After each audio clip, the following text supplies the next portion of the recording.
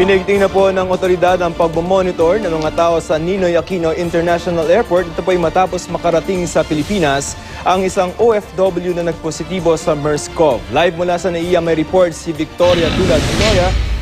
Joseph, dahil itong Ninoy Aquino International Airport ang main entry point ng mga manggagaling sa Middle East, doble raw ang gagawing pag-iingat ng pamunuan ng NAIA para matiyak na maka-quarantine ang lahat ng mga posibleng nahawaan ng MERS coronavirus. Magiging mahigpit daw ang pagmamonitor ng pamunuan ng NAIA sa mga darating sa bansa, lalo't nakumpirma ng may positibong kaso ng nakamamatay ng MERS coronavirus sa Pilipinas. Ayon kay Dr. Carlos De La Reina Jr., ang Quarantine Medical Officer ng Paliparan, may mga thermal scanner sila para malaman kung posibleng nahawaan na ng sakit ang mga pasahero. May mga criteria raw para malaman kung person of interest ang isang pasahero. Sila yung mga posibleng carrier ng sakit. Kung mas mataas kaysa sa normal ang temperatura ng pasahero, agad daw siyang bibigyan ng mask at i-isolate. Dadalhin siya sa doktor sa holding area para matiyak kung may lagnat. Dito, kukunan siya ng physical examination at ng physical history. Sa physical history, aalamin daw kung saang mga lugar nang galing ang pasahero at kung sino-sino ang mga nakasalamuha. Matapos nito, dadalhin siya sa Research Institute for Tropical Medicine o RITM sa Alabang para sa mga medical examination. Ayon naman kay NAIA Terminal 3 Manager Octavio Lina, maaari ring dalhin sa Jose Reyes Memorial Medical Center ang pasyente.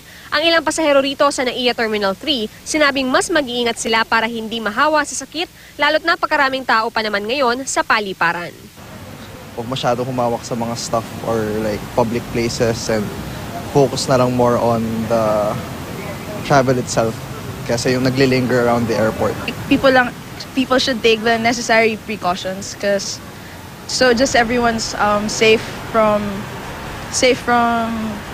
the disease.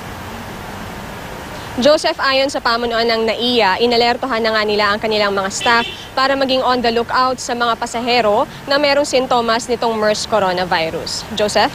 Victoria, so nagmamonitor na yung ating pamahalaan, I'm assuming sa lahat ng mga airports natin. No? May iba ba bang mga pasahero na naharang dahil possible na carrier ng sakit?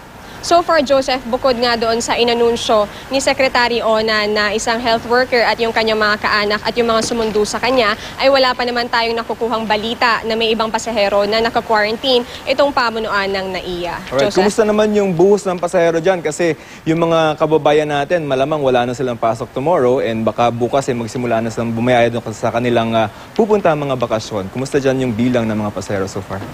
Surprisingly, Joseph, ngayong gabi ay hindi na ganoon karami yung ating mga kababayan na pumupunta dito sa Terminal 3. Ang inaasahan natin dahil nga half day ngayon ay mas dadami pa yung mga pasahero. Pero nitong mga nakalipas na oras ay pakonti-konti na lang yung mga dumarating. Yung bulto ay kaninang madaling araw daw at medyo dumami rin kaninang umaga at hapon. Pero ayon na rin sa pamunuan ng NAIA, inaasahan pa rin nila na aabot sa 46,000 yung bilang ng mga pasahero ngayong Miyerkules Santo. Joseph. Alright, maraming salamat, Victoria Tulad.